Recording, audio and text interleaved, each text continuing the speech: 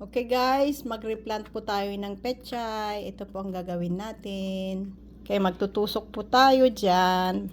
Ayan. Tusok-tusukin po lahat yan. Ayan po. Yan po yan. Nagbubutas po siya sa gitna. Doon po ihulog yung seeds po ng pechay. Isa lang. Ayan po. Nalagyan na po ng butas po sa gitna. Maghuhulog na po tayo ng seeds ng pechay. Ayan po. Paisa-isa lang.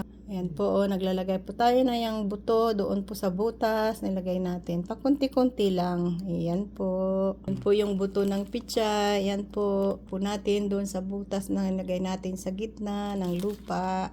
Pakunti-kunti lang po ilagay natin sa butas, sa gitna po. Ayan po yung seeds ng pechay, nilagay na po sa gitna. Ayan po, patapos na po. Ayan. Ayan. Kunti lang po lagay natin yung buto ng pechay po. Ayan. Spray lang po ang pagdilig po yan. Ayan po. Experiment po natin lang ito. Trial lang po yan. Sana maging successful ang ating second crop na pechay. Thanks for watching!